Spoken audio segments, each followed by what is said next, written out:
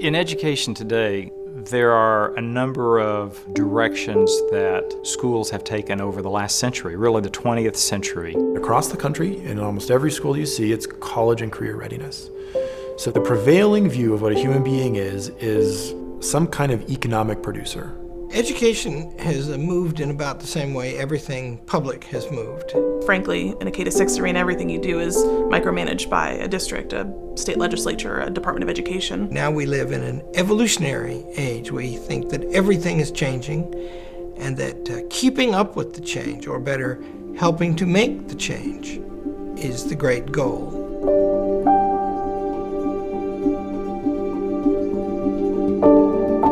We see the effects of that today, where schools don't have the same kind of focus on content, and so they have a deficit of cultural literacy, they have a deficit of knowledge about the human world and the natural world. We have students who come in here and they say, I have to turn in homework? I have homework? What's a zero? You know, at the college level, we had students entering with a standard high school diploma who still couldn't multiply and divide.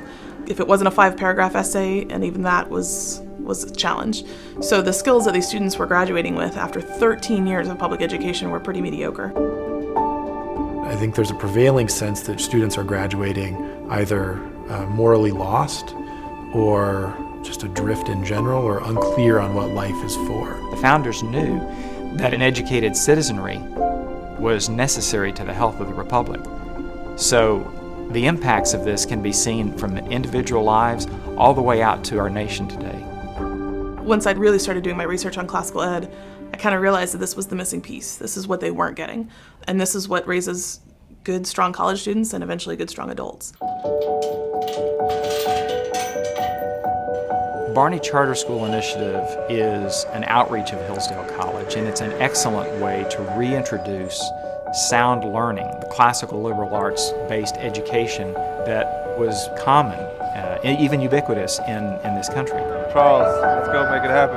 Good morning, Kiara. Good morning, Douglas, looking sharp. Good morning, Isaiah. Good morning, beautiful. Best handshake in the school, Jemiah. We serve as the architect of the academic program. We're an advisor to these schools so that they can continue for many years to serve the families and the communities and offer this kind of excellent education. Here at Hillsdale, we don't take any money from the government, so we don't take any money from these schools, but we offer them help. We've contrived a curriculum for and with them, and we help train their teachers, and we try to be of assistance any way we can.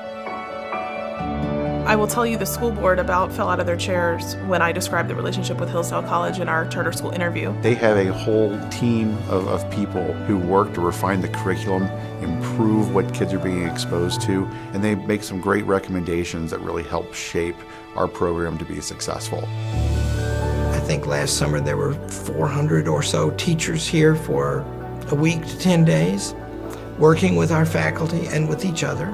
The ability to pick up the phone and call any member of the Barney Charter School Initiative at any time and say, we have a problem and I don't know how to fix it.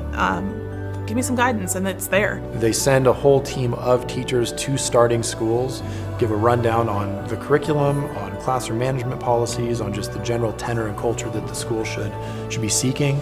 They came down and spent 2 weeks, 80 hours with our teachers, training them on how to do our curriculum, and didn't ask for anything in return. It's a pretty amazing relationship, I would say. In the classroom, where the mission is actually being fulfilled, it's an interaction between teacher and student and curriculum.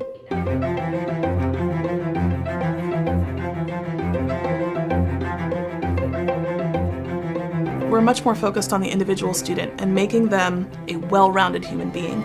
It's not just about their ability to pass a reading test or a math test or to just be able to read well, which in many schools is all that matters. We teach young people to understand what a human being is through the fabric of the curriculum itself and the study of great figures in history, both those that exemplify virtue and those that demonstrate vice. It's their ability to understand the world around them, to understand the people around them, to be able to hold a conversation with an adult. I mean, it's so much more exciting when you can tell these kids, we're going to learn this because it's hard, because it's going to teach you to think in a way you've never thought before.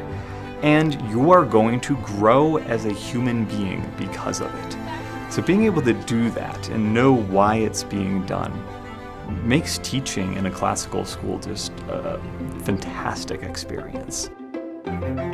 What I love most of all is seeing my girls loving learning, enjoying what they're learning, coming home and talking about what they're learning. My son Jaden, the kindergartner, he grabbed a program and began to do phonograms on the bulletin at church. And for him to even be thinking about that, aside from doing his homework, I mean, that really, really blew my mind for a kindergartner to be so interested in it like that. It's funny because all of my children, after they came here from the public school, they said, we want to go back to the public school. And I said, why? What did you like better about it? Because this is important to me. They didn't make us do anything. So That's not what we said. Right off the bat, I was really, well, that seals it. To see my daughter come home and just pick up books and just lay on the sofa, no TV, she just wants to read. They're reciting poems for fun with their friends.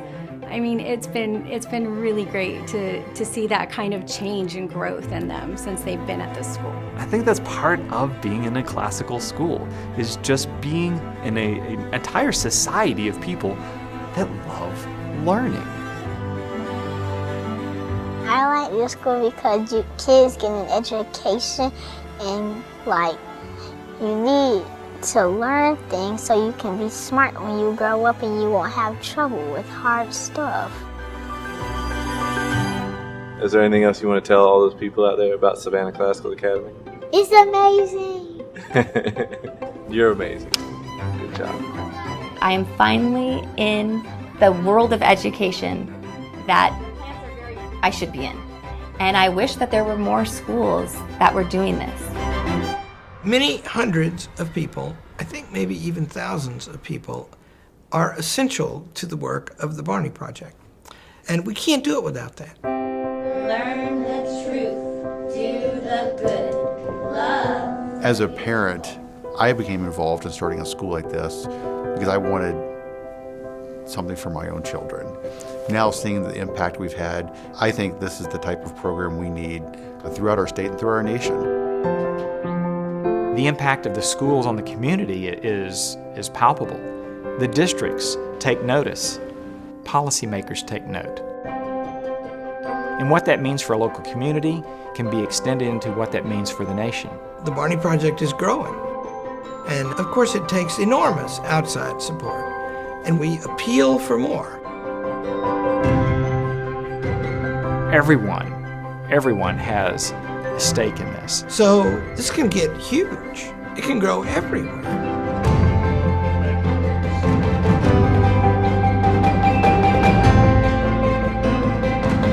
It's a sign of hope for me because there is a desire and a recognition that education is vital, that we need to do something to improve it, we need to do something to restore it, and thousands of children attending excellent schools, having their character shaped, has exciting prospects for this country.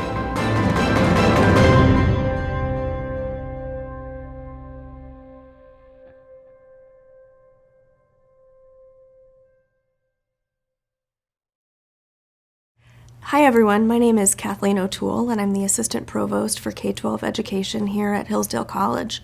I thought I'd take a minute to talk to you about the college's involvement in kindergarten through 12th grade education.